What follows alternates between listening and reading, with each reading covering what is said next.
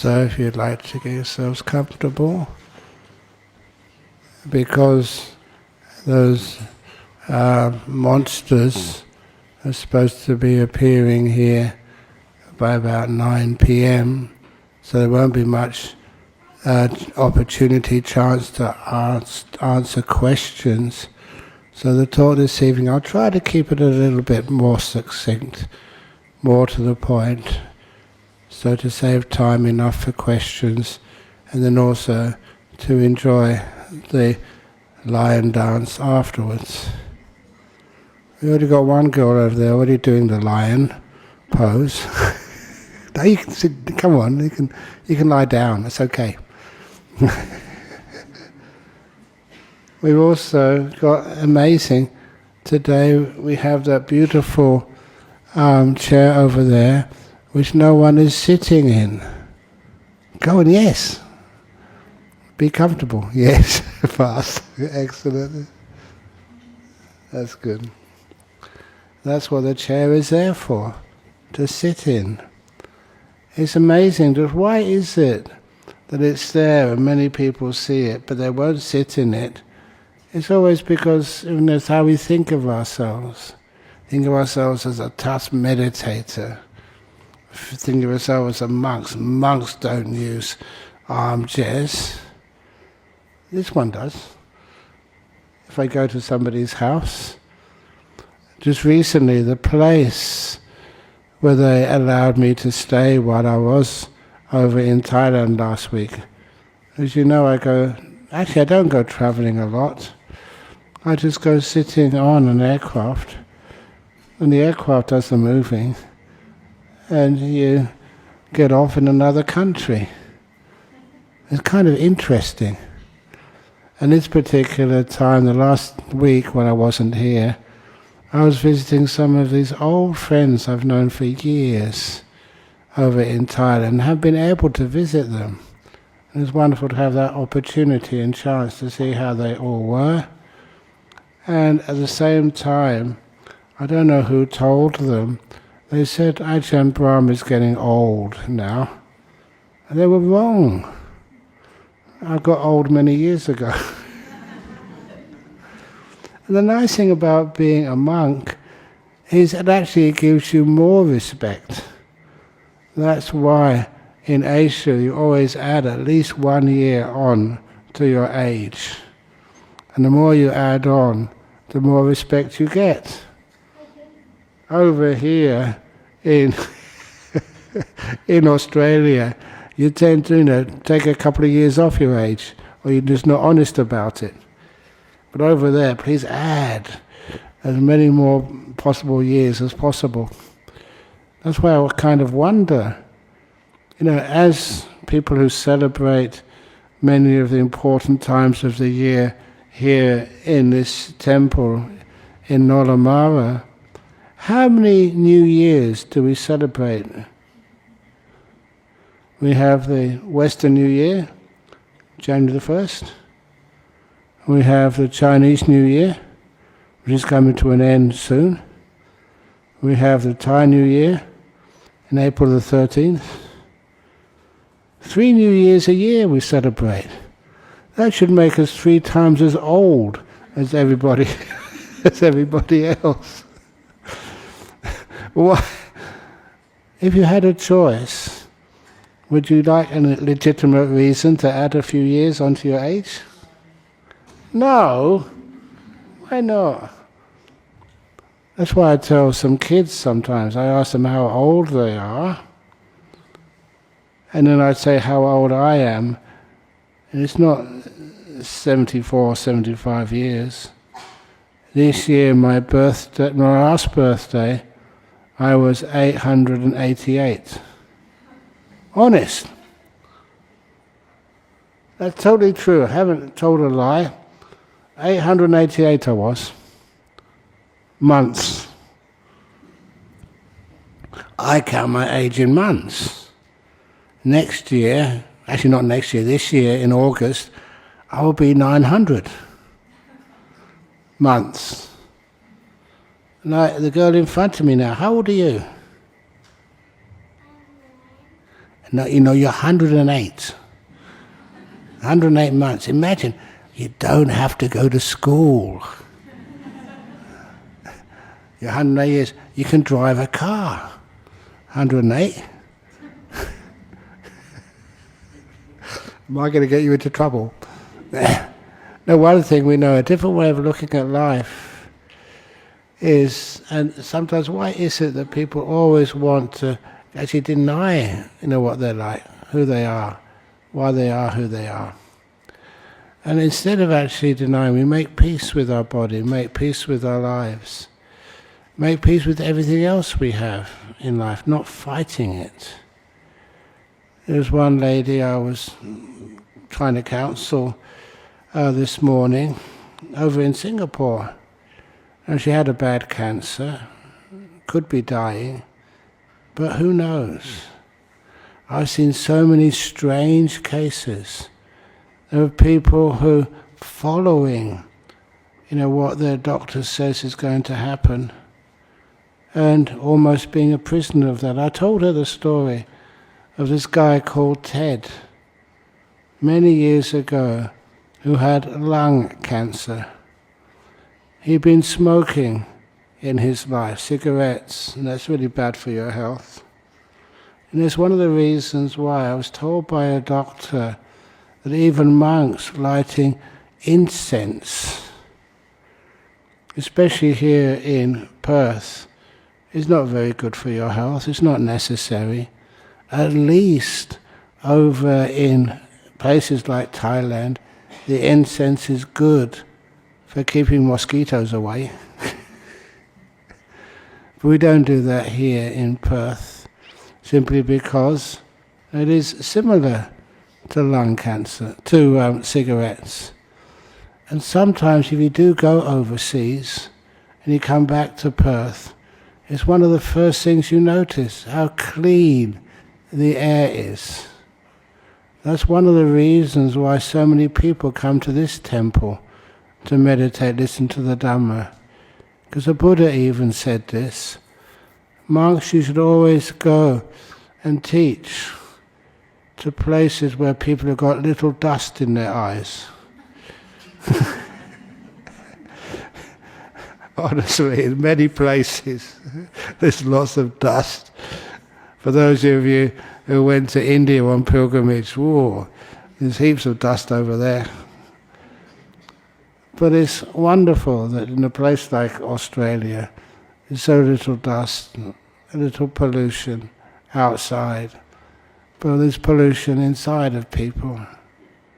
And sometimes you ask, why is there pollution? A lot of times it's because we want things and we can't get them. We try so hard. And why is it not working? A lot of times when it doesn't work, people just try harder. And they think they should try harder. Like failing exams, for example. I don't know if I told this story the last time here. I could tell so many talks. That story about when I started at school. And I loved playing soccer. I was good at soccer, a young boy. And people told me, no, there's no future in soccer. And I believed them. I could be a millionaire by now. You know how much those soccer players earn every match? It's crazy. But anyway, so I said, no, okay, I'll follow my parents and follow my teachers, instead do my homework. You know that story? Did I tell that 2 weeks ago? No one says yes. So either you weren't here or you want to hear it again. So anyway, at that time in the UK education system, we had to do what we called O-levels at 16. I did mine at 14. Get them out of the way so I can go back playing soccer. But no, I really worked hard at O-levels, did really well. And what happens? They said, if you pass those exams, then you'll be happy. Was I? No way. If you pass those exams, then you have to do the next level exams called A levels. So at that time, I must admit I wasn't that interested in chasing a football. At that time I was more interested in chasing pretty girls, going to parties and places. And my parents told me, don't do that, do your homework and then pass your A levels, then you'll be happy. And I believed them. Do something and it will lead to happiness. Did it? I passed those A levels really well, straight A's. Did that make me happy? No way. Then you had to do university scholarship entrance exams, which I passed. And then what happens? You can't relax, and then you've got to go to university. More exams, more learning. How much do you have to learn to be happy? I didn't say successful. A new definition of success, happiness. And that's when I started to get interested in looking at people who were older than I was, who had passed university. What did they do next? You know, there's always another exam. Once you get a bachelor's degree, then you do a master's degree. You know how sexist that is? A bachelor, male. If you pass your first degree, they call that a spinster's degree.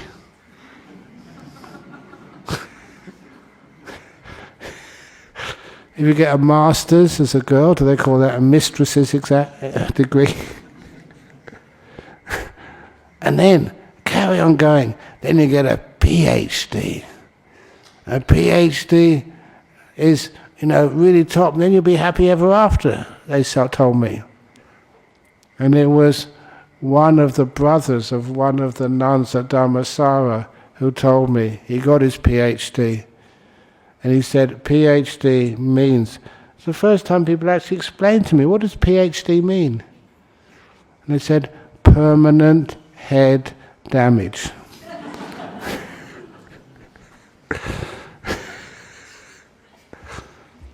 I don't mean to offend anybody here, but what it is doing is celebrating intellect at the expense of feelings and emotions.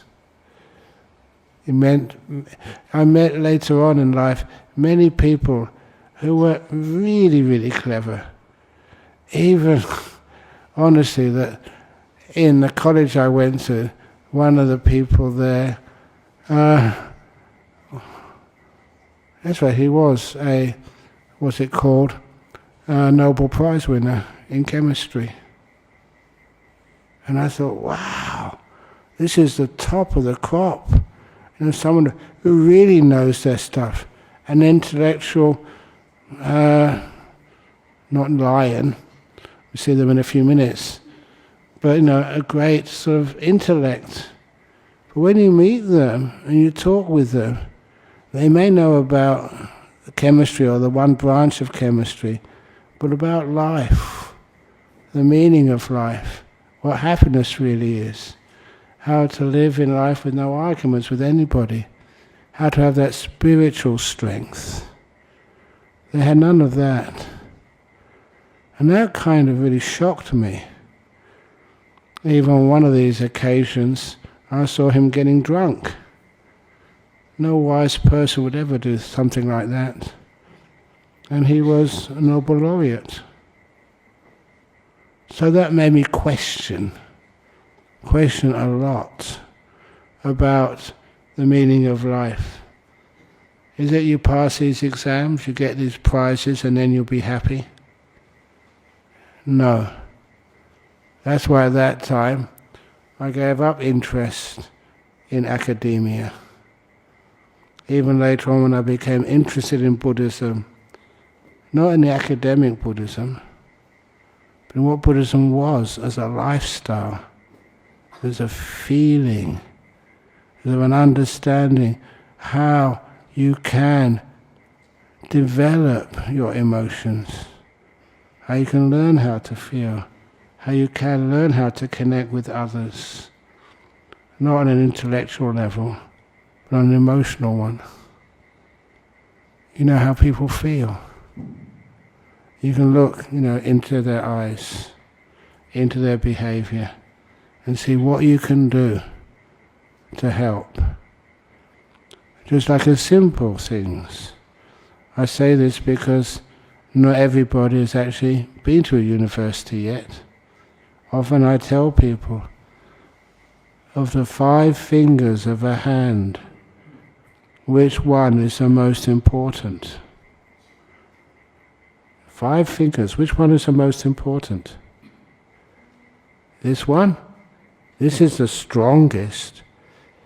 In sort of, we call that the opposable thumb. Allows me to pick up things and hold them. And it's small, but really tough. And we use this in Western culture, probably some Asian culture as well. If you say okay, which finger do you put up? It's the thumb. It's the okay finger, the thumb. But then this finger said, no, I am the most important. You know why this finger said it was the most important? I am the index finger. I point things out to people. I'm the finger of wisdom. And then this one puts its hand up and said, no, you're all wrong. I am the tallest finger. I can see the furthest. And I'm also the middle finger. And we all know that the Buddha always praised the middle way. And I won't do it, but if you really want to know how powerful I am, just put me up the other way round. I'm not going to do that. That's how powerful I am. And then this one said, no, you're all wrong. I am the most important finger. You know why? How many of you are engaged or married? On what finger does the ring of love go? It goes on me, said this finger. I am the finger of love. And without that love, that compassion, how powerful compassion is. Said, I am the most important finger. And lastly, this little one put its finger up and said, no, actually, you're all wrong. Of all the fingers of the hand, this one is the most important. You know why?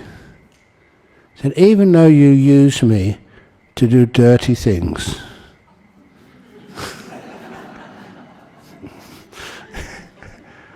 it's the finger you use to do dirty things.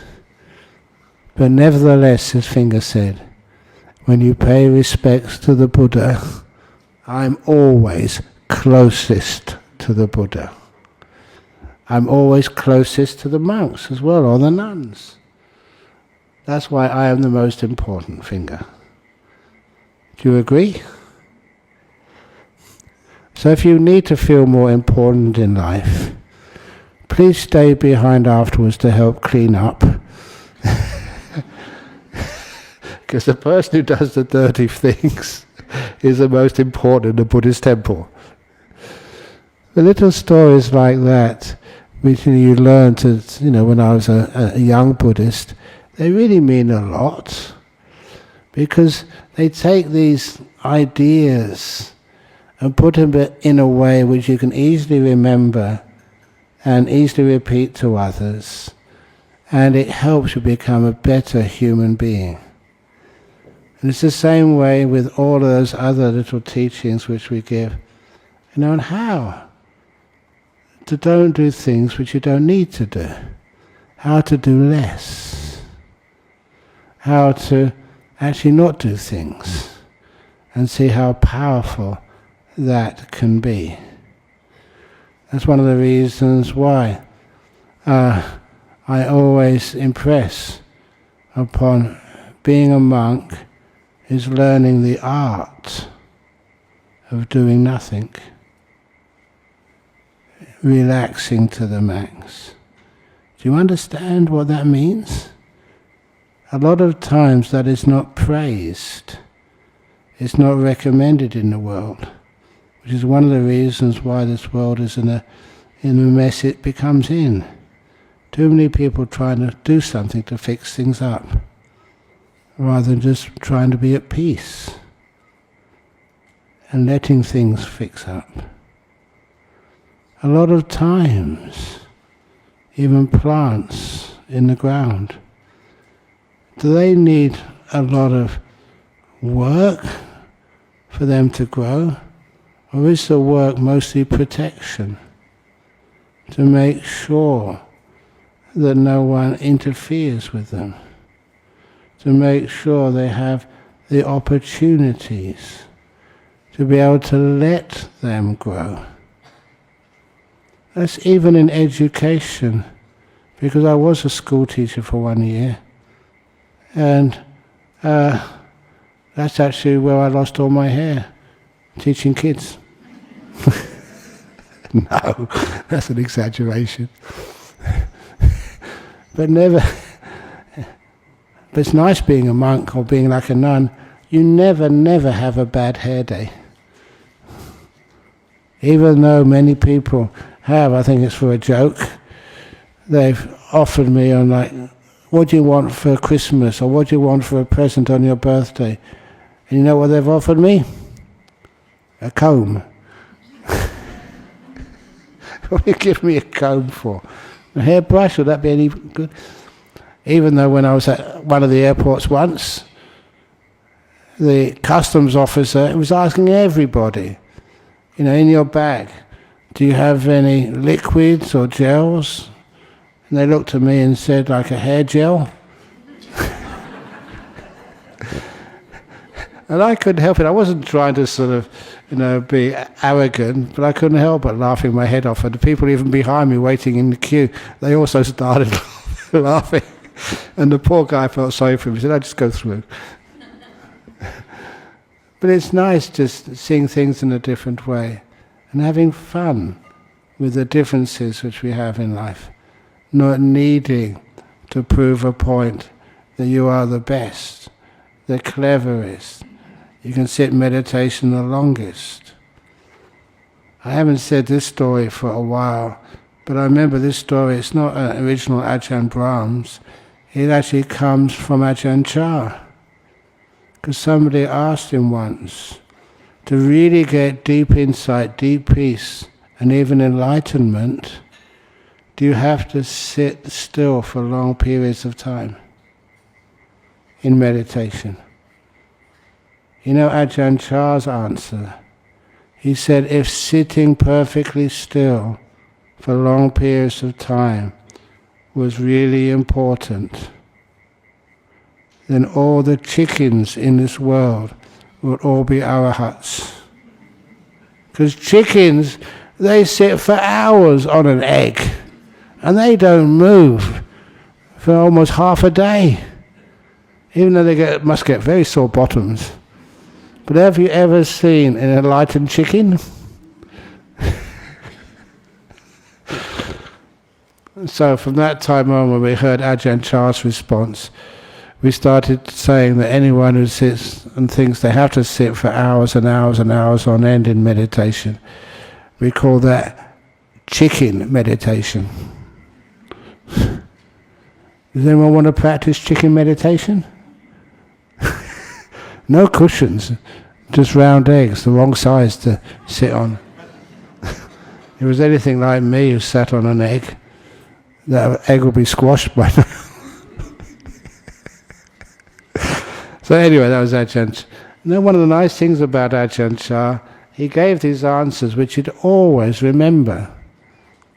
And they were kind of funny, human, relatable. And that was one of the most wonderful things about him. But nevertheless, sometimes you can sit still, but without any problem at all. Why? Because you're not doing anything. You're just sitting there, happy in this moment. How long can you sit still watching a movie?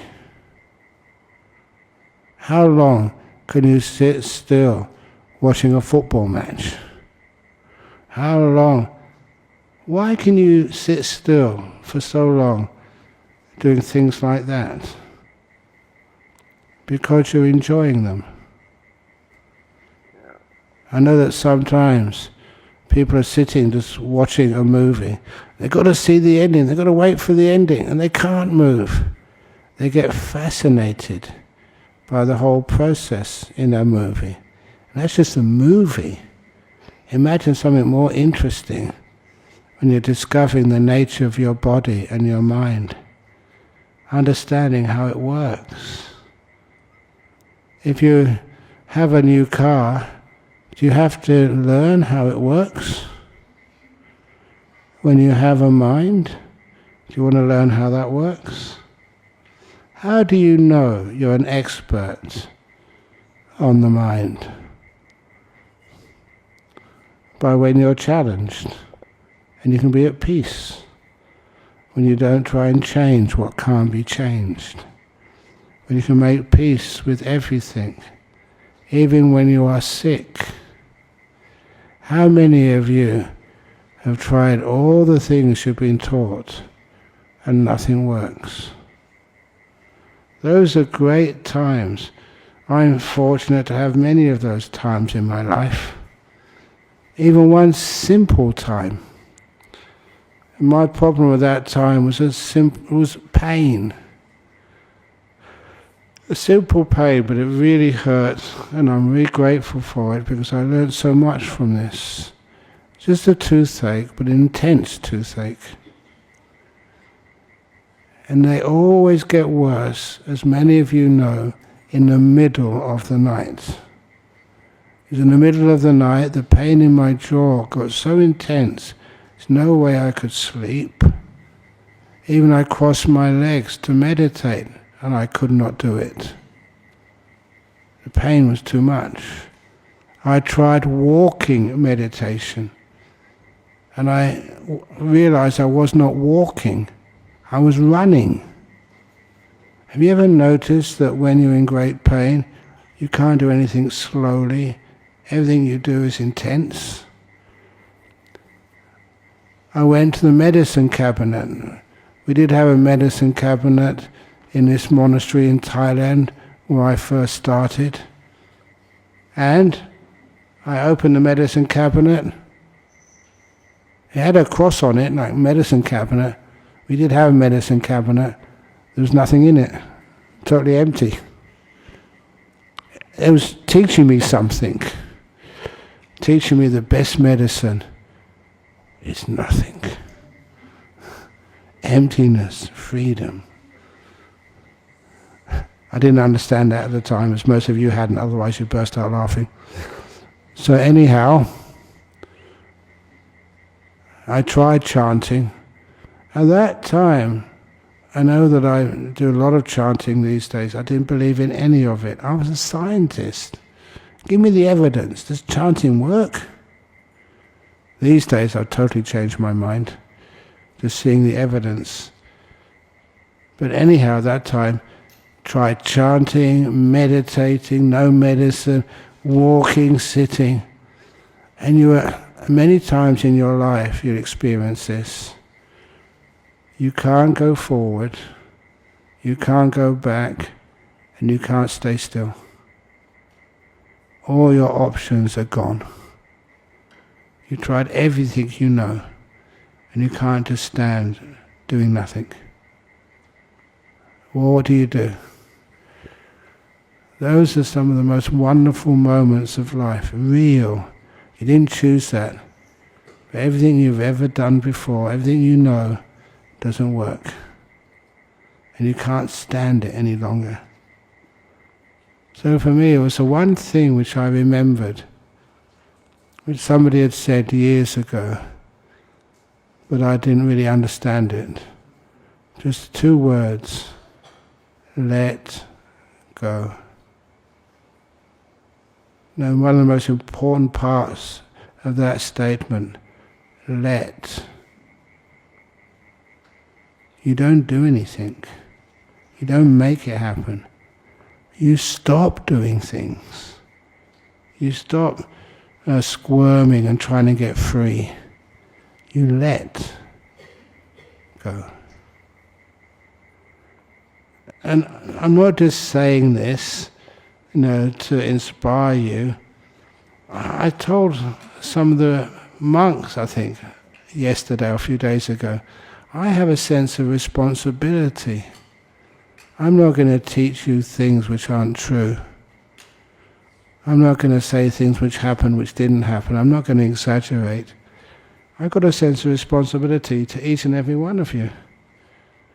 And when I said to myself, let go, you actually did. You stopped fighting. You stopped trying to challenge reality. It's not complicated like that. You just stopped. When I let go that first time, it's fantastic. The pain, which had been driving me crazy for hours, vanished immediately. There was no pain there. Instead, there was bliss. Not ordinary happiness, but this intense joy inside the body. And it was wonderful that that's actually what does happen if you really let go. You can let go of deep pain and get into bliss. There was this guy years ago, before we had this hall, and he told me he had this incredibly bad back pain. He'd been treated at Osborne Park Hospital here. And he told me, I just had to believe him because I didn't know too much about the treatments allowed in Western Australia at the time. But he said he was legally allowed to have any medication, any drug, because his back pain was so severe that everything was permitted for him. And he said that at that time they developed a way of telling other people how you felt. Like how many times, you really feel very sick and you tell, your wife, your husband, your best friend, it really hurts. What do you mean it really hurts? How much does it hurt? Hurts a lot? Hurts a little? Is it you're just exaggerating? They developed this way of telling people, your friends, to be able to convey accurately to what that feeling was like. In his case, this excruciating back pain all the time. And they said, they did the scans on these machines, and they said, you are experiencing exactly the same level of pain as you would experience, a normal healthy person would experience, if they were having their arm cut off with a chainsaw, with no anesthetic. And he said that was the pain that he had been experiencing. I mean, that made me sort of kind of squirm. He said that was what the doctors had measured, and there was an accurate way that he could tell other people how much pain he had. That's really extreme. And that was actually proved by these instruments in the hospital. But then he said, as he looked at me, he said, I've finally done it. And the way he said that, what do you mean you've finally done it? Done what? He'd used his meditation to get beyond that pain. So beyond that pain, he said he got the machine flatlining. And I said, did you mean the ECG? He said, no, I did that weeks ago. The EEG. The EEG, the brain activity, perfectly level line, but still alive. And he said he had to do that because his pain was so extreme. He had to go to unusual ways of getting beyond it. And when he saw me, I was looking at him with a lot of doubt. You really done that? And the way he was looking at me, I trusted him. It's amazing, such enormous pain, you get past it with these deep meditations to get the machines to record no brain activity, no heart activity. Yes, that can be done. And the reason why I say that and told it in a story, if I'd have just said that, you'd say, well, yeah, no, you're making it up again, Ajahn Brahm. It's just some punchline to a joke later on. Now these are true. And it's amazing. And he just pointed to the back. He said, see all those new people at the back over there? He said to me. He said, they're all these doctors from Osborne Park who want to find what the hell is going on in this place. About, how can you overcome such pain? Because they didn't know what Buddhist monks were. It's almost like that story I told someone earlier today. They did a gap year. Apparently they hadn't heard this joke. Oh, sorry, I shouldn't say this, should I? They hadn't heard this story before. This young girl did a gap year before going to university. She did some volunteer work in Africa. And before she came back, she sent an email to her mum and dad saying, I've met somebody who's really special. I'm married. And the mother hadn't seen that, hadn't seen sort of that husband yet. And when they came through the immigration, and the mother could actually put eyes on the husband, he was just wearing a sarong with beads and a really strange hairstyle and things in his ears. He looked really weird. He said, daughter, I told you to marry a rich doctor. Oh, I thought you said witch doctor, mummy.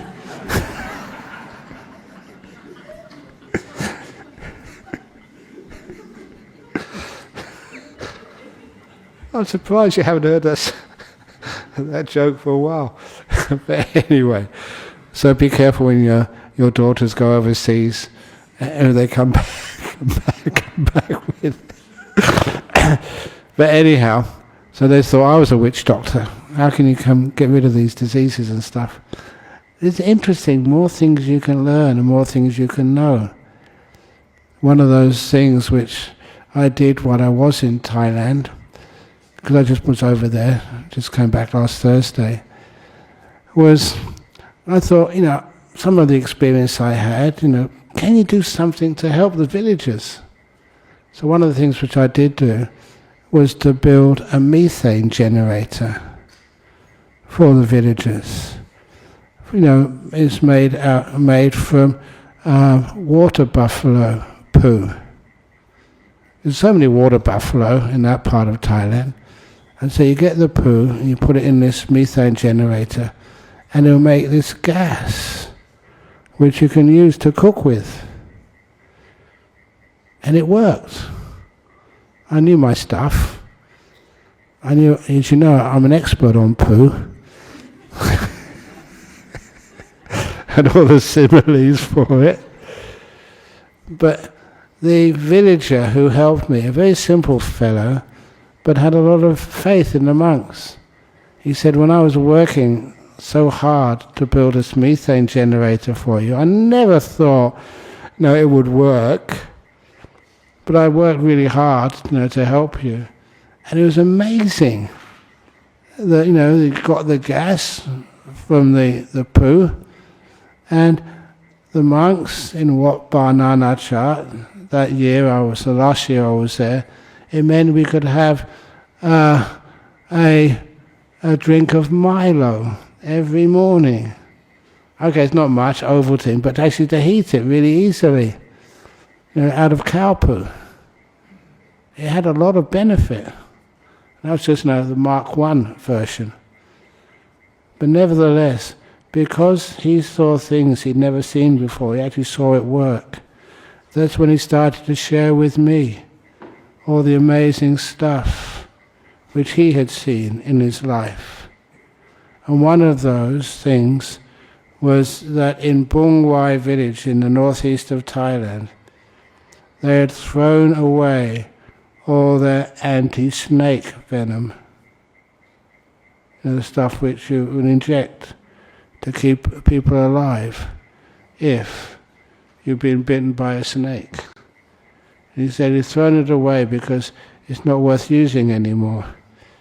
One of the villagers had learned this special chant and had this special herbal medicine which would heal any snake bite. He said, I didn't believe in that until I actually saw it. Just like your methane generator, I never believed in that until I saw it work.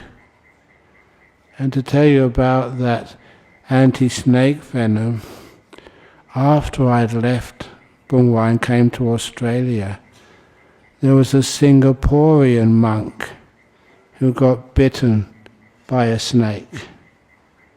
He came into the library first of all, never asking for help, but just he asked the librarian, can I have a look at the snake book?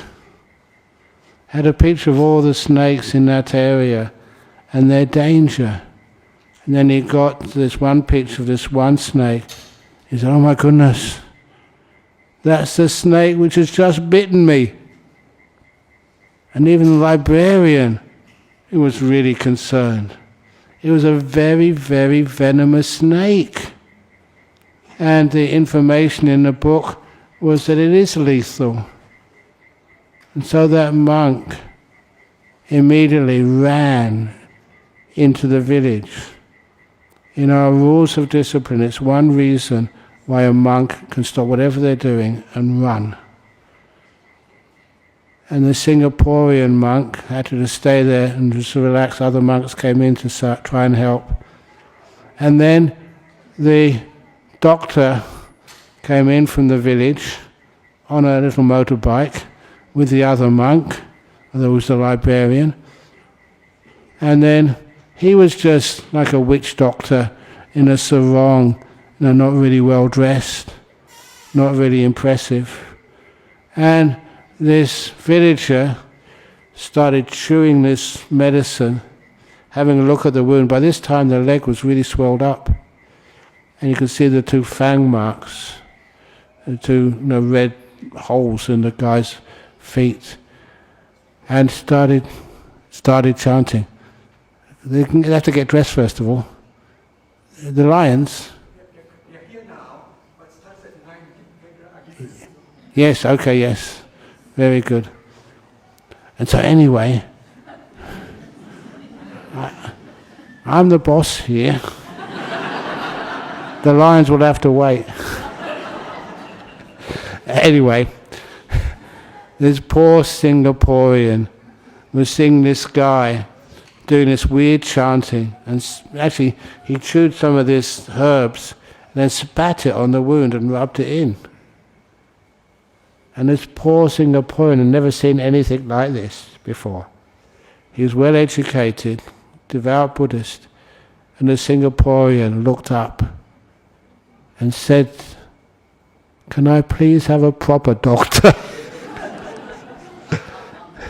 If that was your leg, just been bitten by a snake, it was swollen up already, and then you believe in this hocus pocus?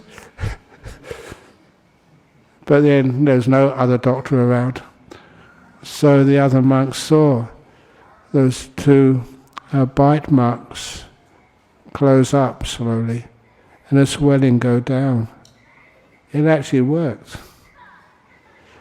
If that was your leg, would you trust that person? What I'm saying is weird things which can happen in this world. And that's one of the things which we like sort of saying about Buddhism.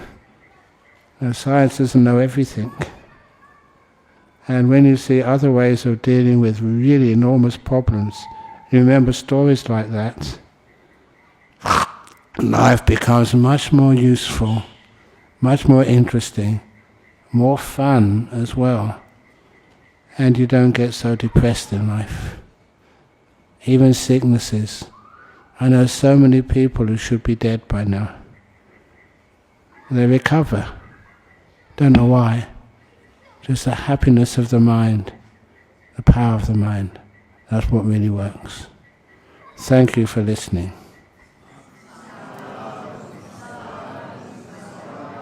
So I have 10 more minutes for any questions. Is there any questions from the internet? No? Good. Thanks. If you want to come up and just bring those. Any questions from the floor? There's no questions from Eddie tonight, because he's out looking after the lions.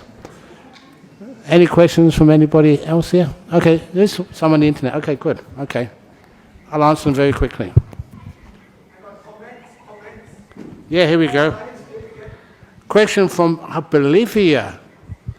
How is it possible that a job gives someone real happiness, as right livelihood suggests, when even for a sotapanna having to work is suffering? What is the right approach to work? The best job is being a monk or a nun. That's my job. So sometimes when you fill out forms and stuff, they ask, what is your occupation, sir? And I said, I'm a monk. How much do you earn? Nothing. I've got no bank account. I've got no money in the bank. But I earn a lot of happiness. That's the currency of my life as a monk. I don't measure my wealth in dollars and cents. I measure my wealth in the fact that you can really help and serve people, and they succeed, and they think they shouldn't have, but they do. That gives me lots of happiness. So the best way of someone real happiness is actually being a job which serves others. Dear Ajahn, how to listen and talk to closed people who are materialistic and don't always align with Buddhist views? How much should one sacrifice opinions for the sake of harmony? A lot. Harmony first. If you don't have harmony, people run away when you try to start to talk to them. That's one of the reasons why a lot of people like to convert everybody else they know and love to what they like. And a good example of that, there was one Malaysian Chinese girl who used to come here, and she said her husband refuses anything to do with religion. I said, that's easy. We can change that. How? I said, easy. He's an Australian guy. He likes looking at the TV, going to see football. I said, go and get a copy of Opening the Door of Your Heart.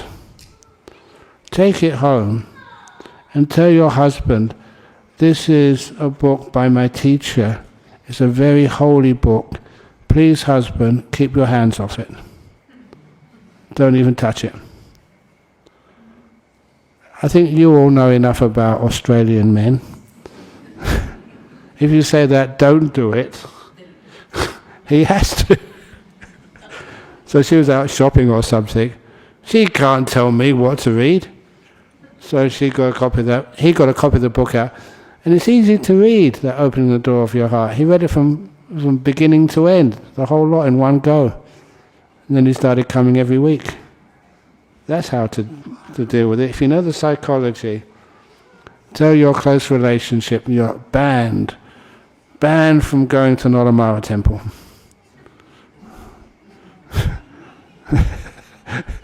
Then he has to come.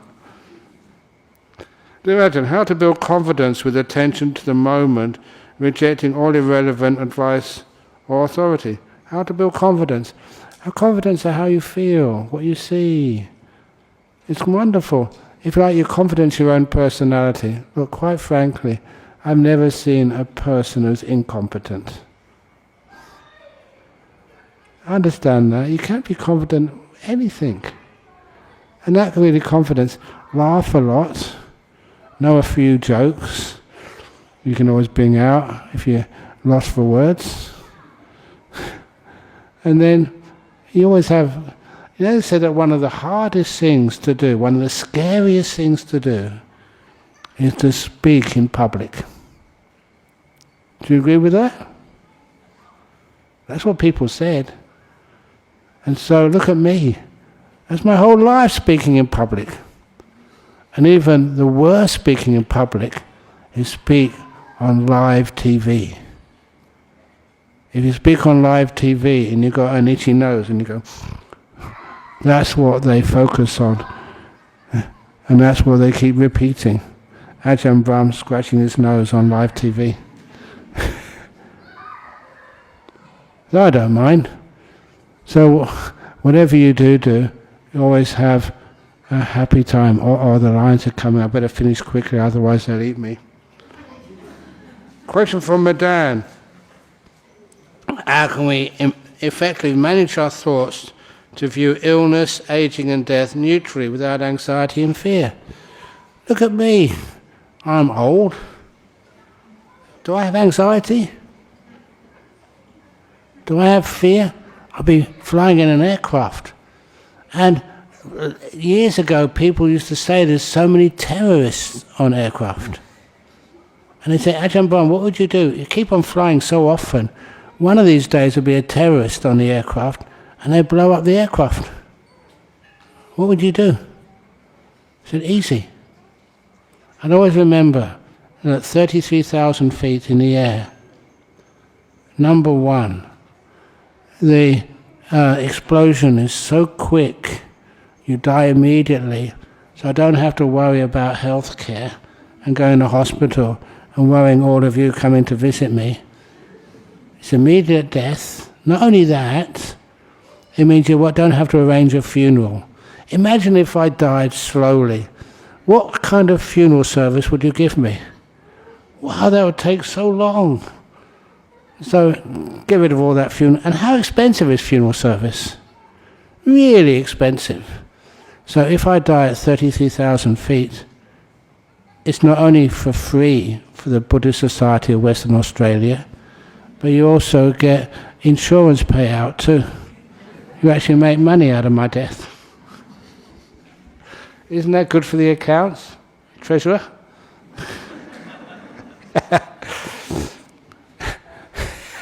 And the next thing, we always worry about what to do with the ashes. If you die at 33,000 feet, they get sprinkled over everywhere. No doubt about what to do with the ashes. But the best part of dying at 33,000 feet, you're so close to heaven, it's easy to go the rest of the way. That's why I don't worry about things, you make fun of them. And from Germany, last question. The heart and the mind, are they two or one? I feel closer to the heart. How do they relate and how does the mind feel? They should reincarnate together. Of course, the mind is the most important. The mind runs the heart. When the mind has a lot, that's I'm talking about the physical heart. When the mind has a lot of kindness and compassion, we call that you have a big heart. But it's really the mind. It's not in the physical heart. The mind is the best. That's why in meditation you get to know and understand the heart. And that's the best of all. Okay? So, any other questions from the floor? Thank you. No, great, because the lions are here. So thank you all for listening. Now can we move to the side so the lions can come in?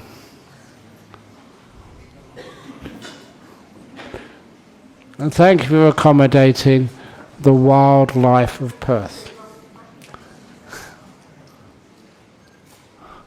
Just wonder, what do the lions do after the New Year festival has finished? They hibernate, or they go to the zoo? They hibernate. Okay. They sleep tonight. Oh, the song. They don't sleep. Wow, how many are there? We've got the whole zoo.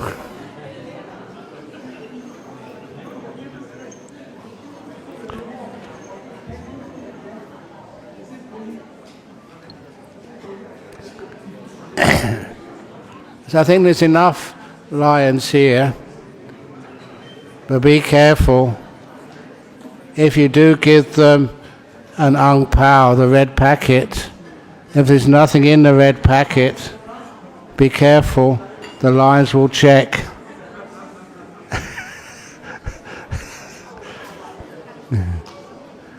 Okay, whenever they're ready, we're ready.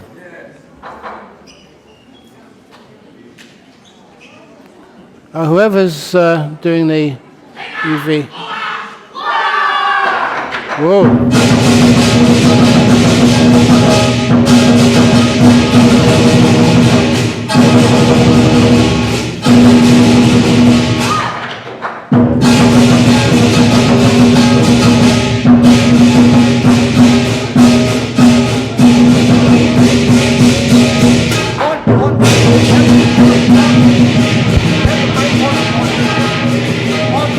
Hello?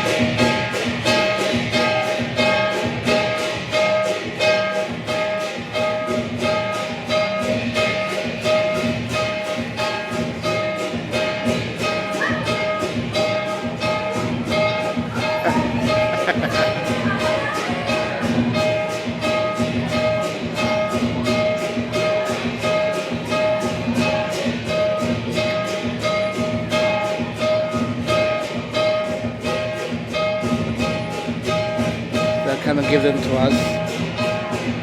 So, oranges and things, just accept it when they give it to you.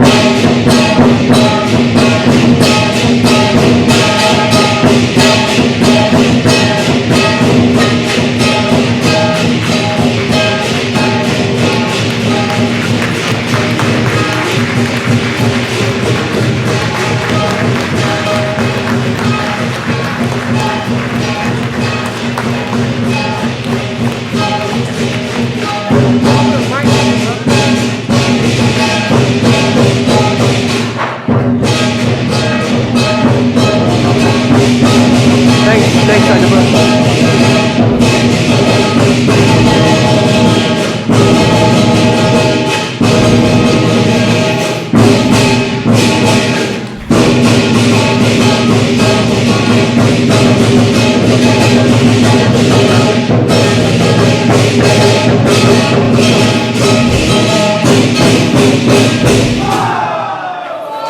Oh!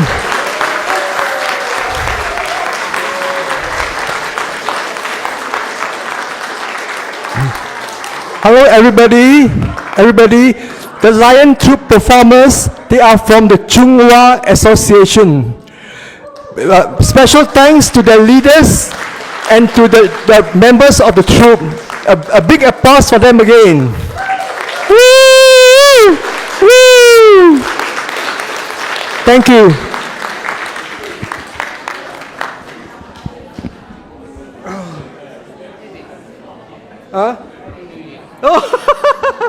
Thanks, Ajahn Brahm.